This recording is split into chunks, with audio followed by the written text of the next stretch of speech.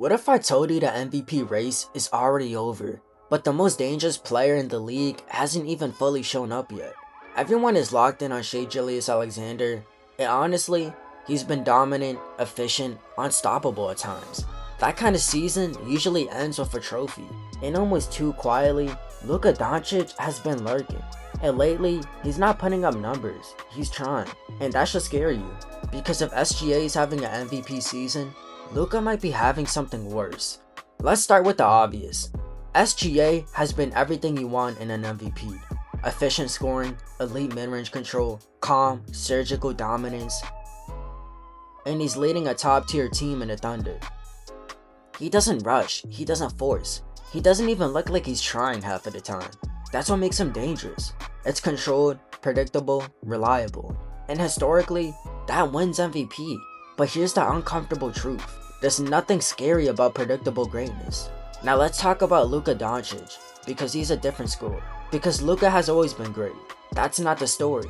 The story is when he decides to care. For most of the season, Luka plays at his own pace, complains to the ref, literally just doesn't play defense like at all, and still drops 30 like it's nothing. But recently, something shifted. You can see it in his body language. He's getting back on defense, he's moving without the ball, he's attacking earlier in the shot clock. That's not normal Luka. That's locked in Luka. That version doesn't show up unless something big is coming. SGA is playing at his peak. Luka isn't.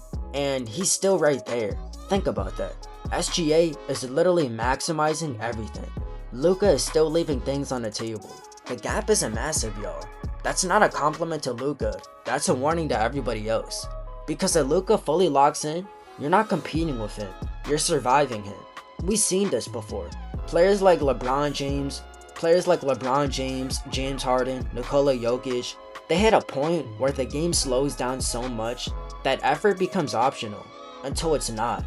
And when they flip that switch, it's not gradual, it's immediate. That's what Luka feels like right now. Not dominant, not yet, just loaded. SGA is great, maybe even legendary. But Luka is the type of player who can make greatness irrelevant.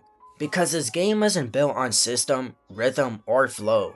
It's built on control. He decides who gets the ball, where defenders stand, when the game speeds up. And now, he's starting to care about the parts he used to ignore. Defense, effort, urgency. That's the difference between an MVP and a problem no one can solve. Let's be real. SGA is probably still going to win MVP. His team's success matters, his consistency matters. His narrative is overall more cleaner than Luka's, and voters love that. But that's not the point, because MVP doesn't always mean most dangerous. So now the question changes. It's not who deserves MVP, it's who do you trust in the playoff series? A controlled, efficient superstar, or a 6'7" playmaking engine who can bend the entire game to his will? Because if Luka is starting to lock in now, that means the league has a problem, and it's coming at the worst possible time.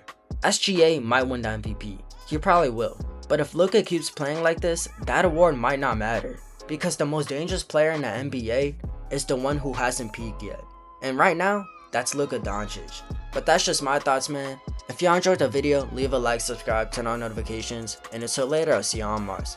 Peace. You telling me you falling out of love with me. Hope you can find someone to love you better than I did. Taking our memories on love and treating it like nothing.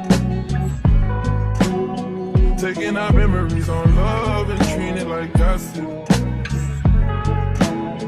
It's my love for my grandmother make me gentle when I care for you.